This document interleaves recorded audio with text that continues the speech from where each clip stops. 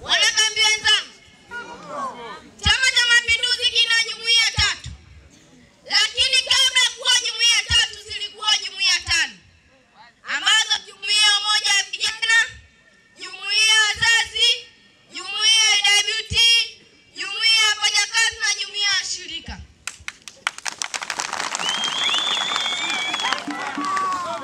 Chama cha Mapinduzi kikaamua kuondoa jumuiya 2. Ambazo jumuiya Umoja wa Vijana na jumuiya ambazo jumuiya ya wafanyakazi na jumuiya ya shirika. Zikabaki jumuiya 3. Na zote jumuiya 3 zimeundwa kwa malengo maalum.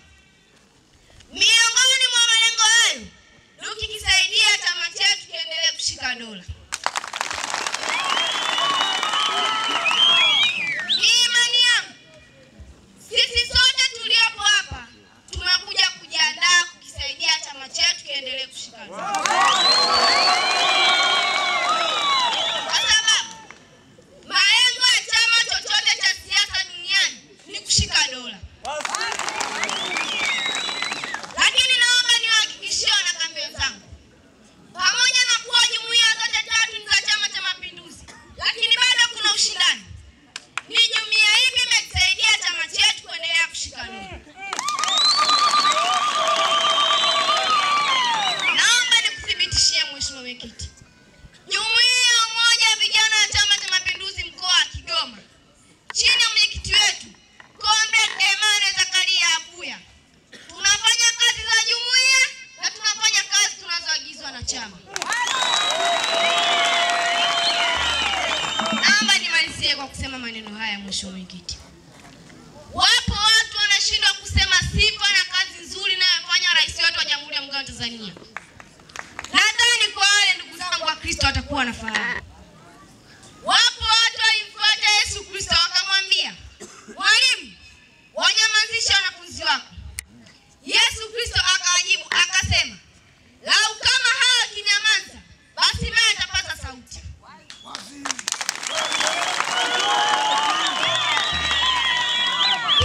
Hivyo, naomba niwahakikishie, hata kama watu wote wakiamua kukaa kimya na kuacha kusema sifa za rais wetu wa Jamhuri ya Muungano wa Tanzania, mama yetu Dr. Samia Suluhu Hassan, sisi chipkizi chini ya mwenyekiti wetu wa chipkizi taifa, dada yangu Mheshimiwa Kaila Nurdin Bilali, tutazunguka nchi nzima na tutasema sifa na kazi nzuri kwa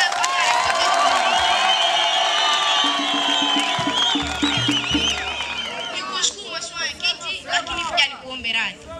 Mimi sasa hivi nishakuwa kama nani. Nikiona jumuiya ya Umoja wa Vijana au chipkizi, nikiondoka bila kusema neno, najisikia kama naumwa. Lakini kwa Mheshimiwa Mwenyekiti, najisikia kama mtu alotoka Maka. Nikushukuru Mheshimiwa Mwenyekiti kwa kunipa nafasi.